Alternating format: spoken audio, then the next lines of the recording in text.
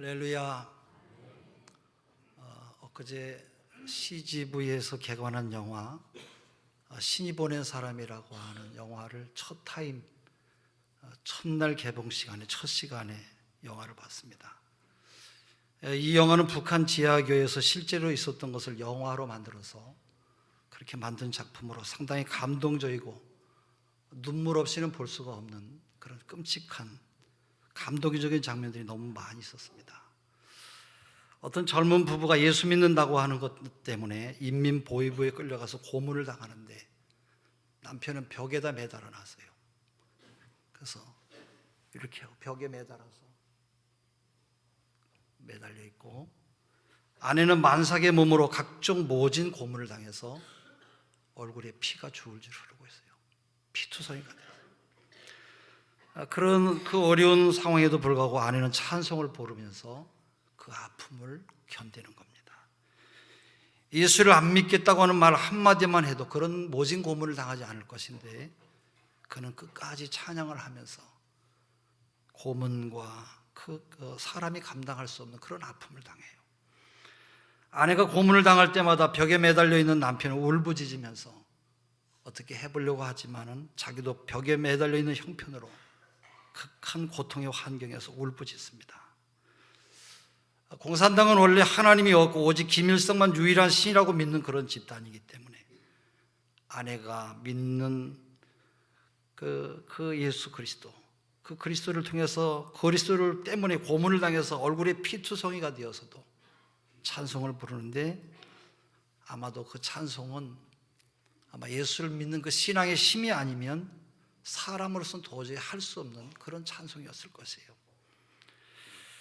기진맥진해서 얼굴에 피가 줄줄 흐르고 아이는 만삭이 되어 있고 찬송을 불러요. 예수여 예수여 나의 죄 위하여 보배 피를 흘리니 죄인 받으소서.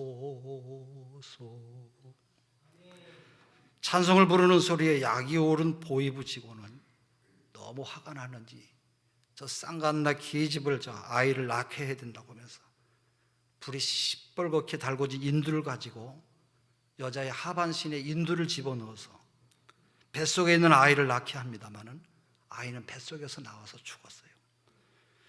또 그 부인도 죽었어요.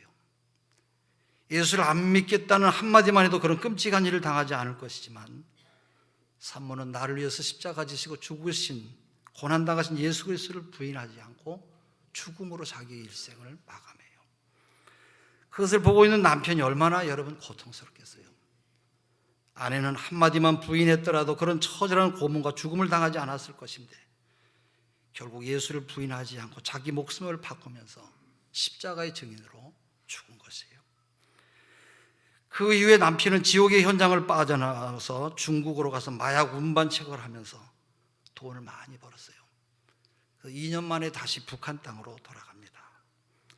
사람들이 왜 남한으로 가지 않고 왜 또 여기에 돌아왔냐, 여기서 고생하는 지하교회 성도들을 다 탈북시키려고 하는 마음으로 내가 돈을 많이 벌어갖고 왔대요. 그래서 다시 들어가서 그분들을 다 나가자고 하는데 거기에 이중 같은 간첩 같은 사람이 있어서 국경 인근에서 활동하는 남한 선교사들 앞에서 기도도 열심히 하고 성경도 줄줄이 외우고 아주 예수를 잘 믿는 사람으로 보이는 이 사람이 나가지 말고 여기서도 충분히 우리가 살 수 있으니까 나가지 말자고. 그러니까 자꾸 나가야 되는데 이 한 사람이 자꾸 그 말이 영향력이 되어가지고 다른 사람들도 동요하고 안 나가는 거예요. 이 사람은 선교사들에게 그래서 생활비를 매달 타면서 선교사가 또 이 사람을 가서 다시 북한에 가서 전도하라고 보냅니다. 이 사람은 선교사에게도 도움을 받지만 또 예수 믿는 사람들 앞에서는 아주 잘 믿는 사람으로 가면을 쓰고 활동을 하면서 북한 당국 예수를 믿는 첩자를 신고하면 2중 3중으로 돈을 버니까 이런 못된 행동을 하는 거예요. 그 일로 인해서 이 초로라고 하는 이 사람은 보위부에 잡혀서 대동강 강변에서 총살을 당하게 돼요. 총살 현장에서 그는 많은 갈등을 해요. 내가 왜 예수를 믿었나?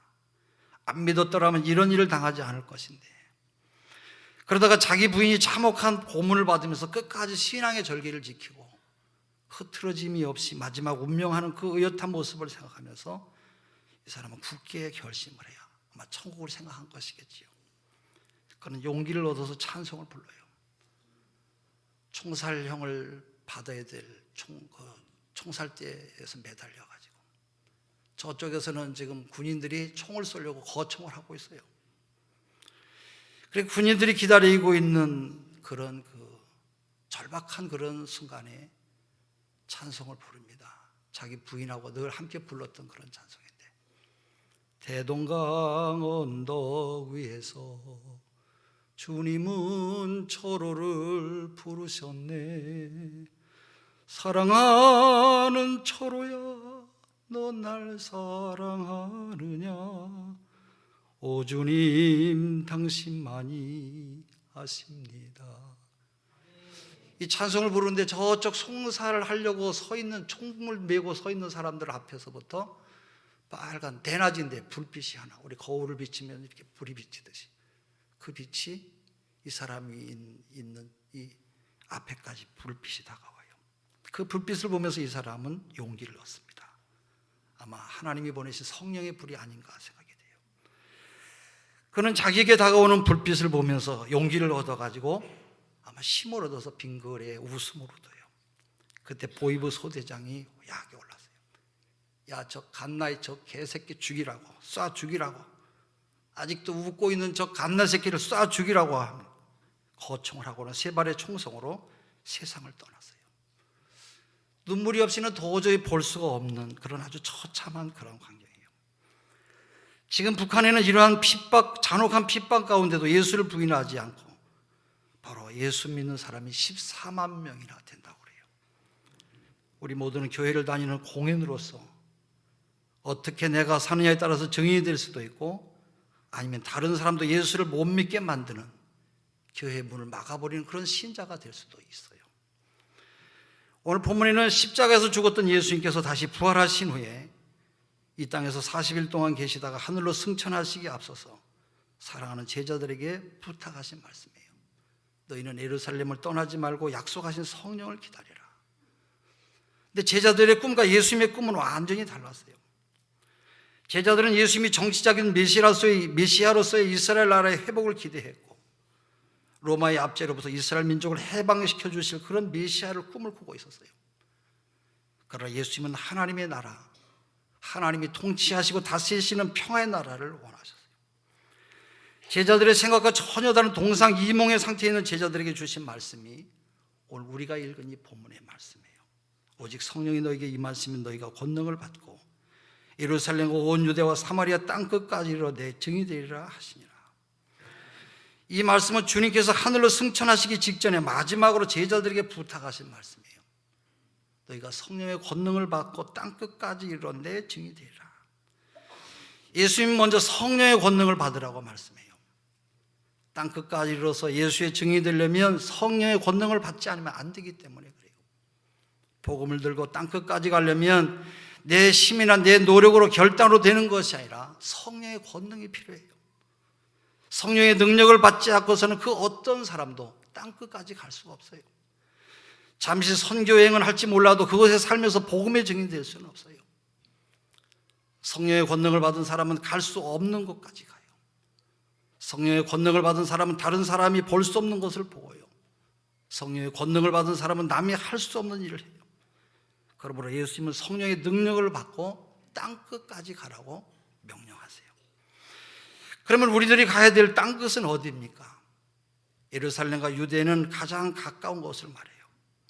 내 주변에 예수님을 알지 못하는 사람들, 내 남편, 내 자녀, 부인이나 직장의 동료들이나 사업 파트너예요. 내가 생활 속에서 자주 만나는 사람들 말이에요. 그들에게 먼저 예수 그리스도의 복음을 전하라는 것이에요. 그 다음에 사마리아는 북한과 일본처럼 가깝고도 먼 나라, 먼 국가를, 먼 사람, 국가를 의미하기도 해요. 아픔과 고통을 안겨주는 사람이나 국가를 말해요. 그들에게도 주님의 사랑과 용서가 필요해요. 땅끝은 바로 아직도 복음을 듣지 못한 사람들이 살고 있는 것을 말해요. 아직 복음을 듣지 못한 미존도 종족들, 그리고 복음은 들어왔지만 열악한 환경 때문에 지속적으로 복음을 들을 수 없는 것을 말하는 거예요. 예수님은 그 당시 땅끝이 어딘지조차 알지 못하는 제자들을 향해서 내 증인이 되라고 명령하세요. 엉뚱한 꿈을 꾸고 있는 제자들을 향해서 내 증인이 되라고 말씀해요. 여러분, 증인은 이론으로 가르치는 것이 아니에요. 자기 자신이 직접 보고 체험한 것을 나누는 것이에요. 이 증인이라고 하는 단어는 법정에서 쓰는 용어로서 증인이 되려면 세 가지 조건이 충족되어야 돼요. 첫째는 반드시 보고 들은 것이 있어야 돼요. 필요한 것을 보고 듣지 못했다고 하면 증인될 자격이 없어요. 두 번째는 반드시 출두 요구에 응해야 돼요. 응하지 않으면 영장에 의해서 강제로 구인을 당해요.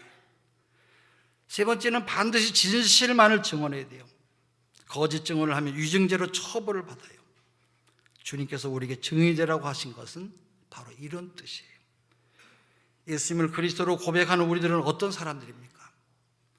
요한복음 1장 1절에 사도 요한은 태초에 붙어있는 생명의 말씀에 관하여는 우리가 들은 바요 눈으로 본 바요 자세히 보고 우리의 손으로 만진 바라. 2000년이 지났습니다만 우리는 성령님을 통해서 예수님을 체험했어요. 우리가 직접 그 현장에서 보지는 못했습니다만 바로 성령님을 통해서 막 쪄낸 찐빵처럼 따뜻한 주님의 사랑을 느껴요. 내 삶을 통하여 지금까지 보고 듣고 손으로 만진 사람들이에요. 주님의 갈보리 십자가에 놀라운 사랑을 항상 느끼며 사는 사람들이에요. 물론 아직 새신자들은 잘 모를 수도 있어요. 주님을 경험하거나 만나지 못했기 때문에 모를 수가 있습니다만 주님을 만난 사람은 주님이 원하는 일을 해야 되는 것입니다. 그러므로 우리는 매일 우리가 있는 땅끝에서 주님의 증인으로 출두해야 돼요.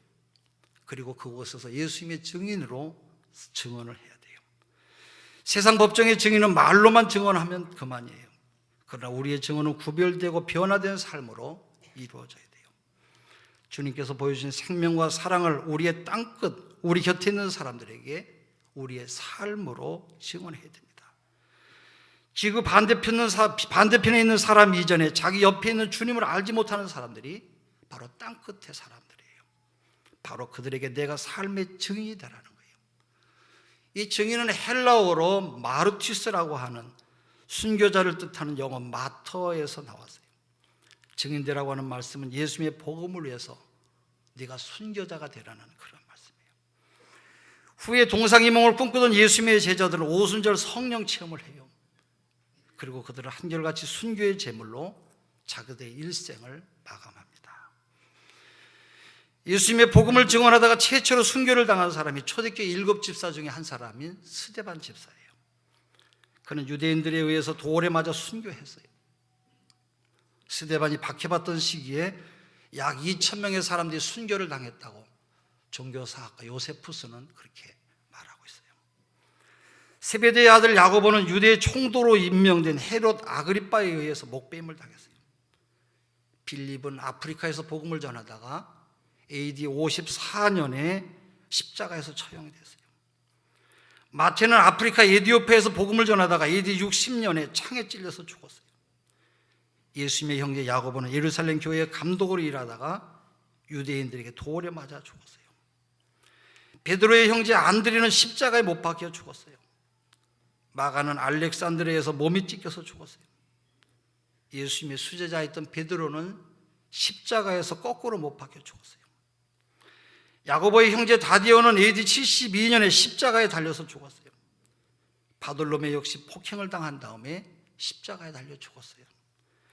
도마는 인도에서 복음을 전하다가 온 몸을 껍데기를 완전히 벗겨가지고 핍박하는 사람들에게 온 몸이 껍데기가 벗겨져서 순교의 죽음을 당했어요.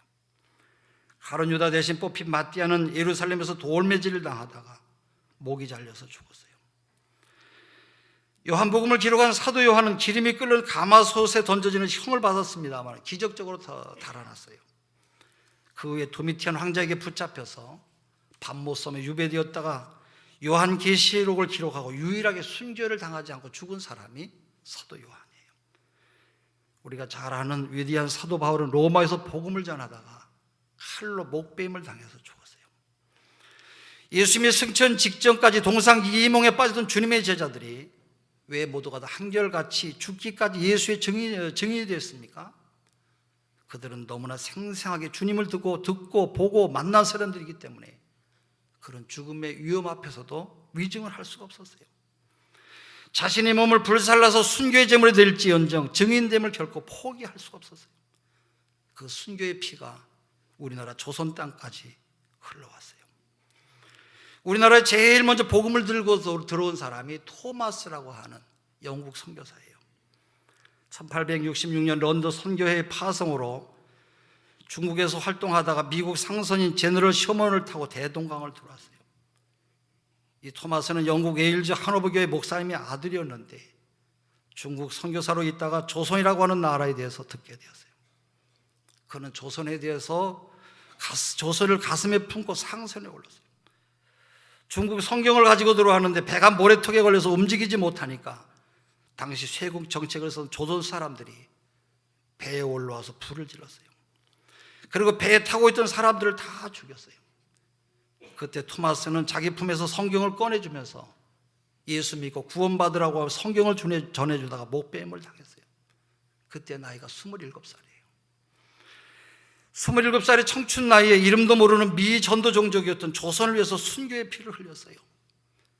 후에 토마스 선교사로부터 성경책을 받았던 사람이 예수를 믿고 장로가 되었어요. 그가 박충곤이라고 하는 사람으로 토마스 선교사의 순교의 피가 결코 헛되지 않았다고 하는 것을 알 수가 있어요. 우리나라는 조선말 쇄국 정책으로 문화가 굳게 닫혀 있었어요. 그런데 당시에 세계를 품은 많은 그리스도인들이 조선을 향해서 개방되기를 기도했어요. 그 결과 1882년에 한미 수호조약이 맺어졌어요. 그 후에 한국과 일본, 한국과 불란서, 한국과 러시아 이런 나라들이 급격히 문화가 개방이 되었어요. 이때부터 많은 선교사들이 미전도 종족인 조선을 복음화시키려고 이 땅을 품고 기도했어요. 마침내 1885년 4월 5일 부활절 아침에 우리나라의 아펜설러와 언더우드 선교사가 인천 제물포항에 첫 발을 내딛었어요. 미국 장로교에서 파송을 받은 언더우드 선교사는 이렇게 선교보고를 했어요. 주여, 지금은 아무것도 보이지 않습니다. 주님, 메마르고 가나안 땅, 나무 한 그릇 시원하게 자라오르지 못하고 있는 땅에 저희들을 옮겨와 심으셨습니다. 어떻게 그 넓고 넓은 태평양을 건너왔는지 그 사실이 기적입니다. 주께서 붙잡아 뚝 떨어뜨려 놓으신 듯한 이곳, 지금은 아무것도 보이지 않습니다. 보이는 것은 고집스럽게 얼룩진 어둠밖에 없습니다. 어둠과 가난과 인습에 묶여있는 조선 사람들 뿐입니다. 그들은 왜 묶여있는지도 고통이라고 하는 것도 모르고 있습니다. 고통을 고통인 줄 모르는 사람에게 고통을 벗겨주겠다고 하면 의심부터 하고 화부터 냅니다. 조선 남자들의 속셈이 보이지 않습니다. 이 나라 조정의 내심도 보이질 않습니다. 가마를 타고 다니는 여자들을 영영 볼 기회가 없으면 어쩌나 생각합니다. 조선의 마음이 보이지 않습니다. 그리고 저희가 해야 될 일이 보이지 않습니다. 그러나 주님 순종하겠습니다. 겸손하게 순종할 때 주께서 일을 시작하시고 그 하시는 일을 우리들의 영적인 눈이 볼 수 있는 날이 올 줄을 믿나이다. 믿음은 바라는 것들의 실상이요 보지 못하는 것들의 증거라고 하신 말씀을 따라 조선의 믿음의 앞날을 볼 수 있게 될 것을 믿습니다. 지금은 우리가 황무지에 맨손으로 서 있는 것 같사오나 지금은 우리가 서양 귀신 양기자라고 손가락질 받고 있지만 저희들이 우리의 영혼과 하나인 것을 깨닫고 하늘나라의 한 백성 한 자녀임을 알고 눈물로 기뻐할 날이 있음을 믿습니다. 지금은 예배드릴 예배당도 없고 학교도 없고 그저 경계의 의심과 멸시와 천대함이 가득한 곳이지만 이곳이 머지않아 은총의 땅이 되리라고 하는 것을 믿습니다. 주여, 오직 제 믿음을 붙잡아 주시옵소서. 척박한 땅에 도착한 그에게는 소망이 보이질 않았어요. 언더우드 선교사의 눈에 비춰진 조선인들은 고통을 받고 살면서도 고통이 무엇인지조차 느끼지 못했어요. 속마음을 알 수가 없었어요. 서양 귀신을 전하는 사람이라고는 손가락질을 받았어요. 멸시와 천대를 받았어요. 황무지에 맨손으로 서 있는 어려움을 느꼈어요. 그러나 이민족을 사랑하신 하나님의 뜻을 깨달았어요. 머지않아 황무한 이 땅이 은총의 땅이 될 것인 것을 믿었어요. 그 뒤를 이어서 약 1,500여 명의 외국 선교사들이 줄줄이 우리나라 조선 땅에 들어왔습니다. 그들은 이 땅에서 조선의 복음화를 위해서 목숨을 걸고 일을 했어요. 저는 내 믿음이 힘들다고, 내 마음이 힘들 때마다, 내 믿음이 자꾸 떨어진다고 생각될 때마다 한 번씩 양화진 외국인 공회 묘지를 찾아갑니다. 거기는 선교사들의 묘지가 잔뜩했어요. 그곳에 앉아있으면 이민족을 향하신 하나님의 사랑의 숨결을 느낄 수가 있어요. 그들이 얼마나 우리 민족 조선을 사랑했는지 그 열정에 마음이 숙연해져요. 그곳에는 우리가 잘 아는 이름도 있습니다만 낯선 분들의 이름도 훨씬 많이 있어요. 그분들은 이 나라의 복음화와 교육, 의료, 봉사, 스포츠 이르기까지 다양한 은사를 가지고 미지의 땅에 와서 목숨을 바친 거룩한 씨앗들이에요. 그분들의 묘지에 쓰여진 글들을 보면 가슴이 뭉클해져요. 우리가 무엇이길래 주님께서 이 민족을 이렇게 사랑하셔서 저 수많은 젊은 사람들, 인재들 이 땅에 보내셔서 저런 고백을 남기고 죽게 하셨을까? 영국에서 파송된 헐버트 선교사는 나는 웨스트민스터 사원에 묻히기보다 한국 땅에 묻히기를 원한다 그랬어요. 켄드릭 선교사는 나에게 천의 생명이 주어진다 해도 그 모두를 한국을 위해서 바치라. 이 민족을 향한 아름다운 믿음의 고백이요 순교의 고백이에요. 그 뜨거운 순교의 피가 이어져서 일제강점기에 주기철 목사님의 순교가 있었어요. 이 땅에도 오직 예수 그리스도의 복음을 증언하다가 1000명이 되는 그런 많은 순교자들이 예수님을 위해서 죽고 순교를 했어요. 용인의 순교자 기념관에 가면 선교사들을 이어서 복음의 증인으로 살다가 순교한 거룩한 분들을 만날 수가 있어요. 이 나라는 짧은 복음의 역사 가운데 많은 순교자의 피가 흐르는 그런 민족이에요. 그러므로 여러분들이 예수 그리스도의 복음을 위해서 피를 흘릴 각오를 하세요. 예수의 증인이 되기 위해서 썩어지는 밀알이 되시기를 바랍니다. 우리는 신앙의 선배들이 흘린 피값으로 이렇게 예수님을 믿게 되었어요. 그들의 수고와 헌신으로 우리가 이렇게 복된 삶을 누리고 있어요. 열강 가운데서 세계 9번째로 잘 사는 강대국이 되었어요. 6.25 사변 전후에는 우리나라는 세계에서 가장 못 사는 맨 끝에서 두 번째 정도 되는 그런 별 볼 일 없는 그런 나라였어요. 하나님께서 축복하셔서 우리나라는 선교 역사 130년 만에 세계 2위의 선교 대국이 되었어요. 언더우드의 뜨거운 믿음과 소망과 사랑의 열정이 130년이 지난 이 땅을 놀랍게 변화시켰어요. 이 땅에는 지금 860만 명의 그리스도인들이 살고 있어요. 5만여 개의 교회가 삼천리 방방곡곡에 자리를 잡고 있어요. 세계 50대 교회 중에 절반이 한국에 있어요. 한국은 이제 세계 주변 국가가 아니라 가장 선교에 앞서가는 그런 나라가 되었어요. 1979년 한국 선교사 숫자는 93명이었어요. 2012년 말 현재 파송된 한국의 선교사는 169개국에 24,742명이 되었어요. 해외에 파송된 선교 숫자로는 미국 다음에 이어서 세계 2위를 감당하고 있어요. 지금은 전 세계적으로 선교사의 숫자가 아주 급격하게 감소하고 있는 그런 상황이에요. 그러나 우리 한국에서는 매년 1000명 이상의 새로운 선교사들이 배출되고 있어요. 세계 선교학자들은 앞으로 한국의 선교사가 없이는 세계 선교가 어렵다고 말할 정도로 우리 한국이 열심을 다해서 복음을 전하고 있어요. 여러분 얼마나 놀라운 일이에요. 이 언더우드 선교사의 기도문과 같이 척박한 이 땅이 복음으로 말미암아 은혜의 땅, 이 축복의 땅이 된 것이에요.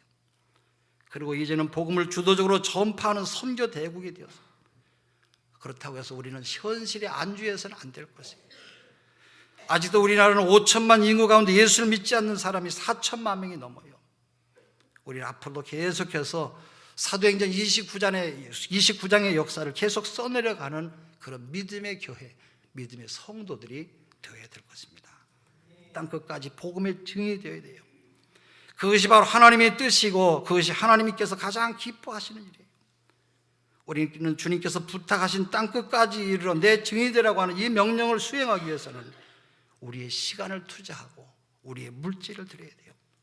우리 모두의 중보 기도를 모아야 됩니다. 우리 모두가 땅끝까지 구원하는 이방의 빛이 되기 위해서는 끊임없는 희생이 요구되는 것이에요.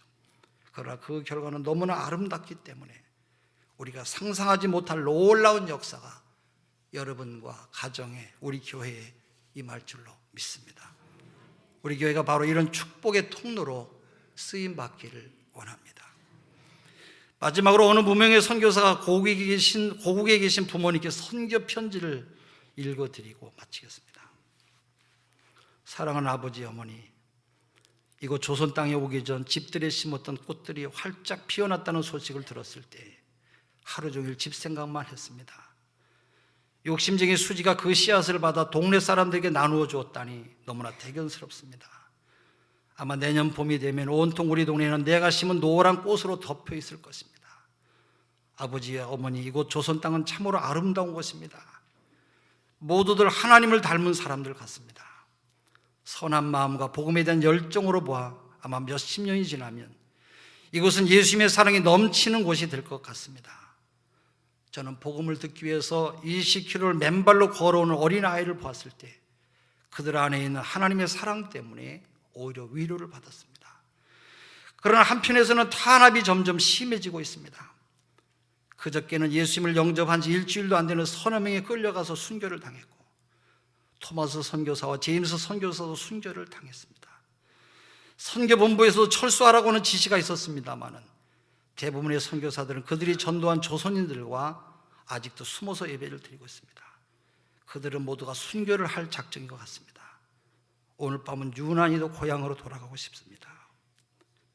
외국인을 죽이고 기독교를 증오한다고 하는 소문 때문에 부두에서 저를 끝까지 말리셨던 어머니의 얼굴이 자꾸 내 눈앞에 어린거립니다. 아버지, 어머니, 어쩌면 이 편지가 마지막일 수도 있습니다.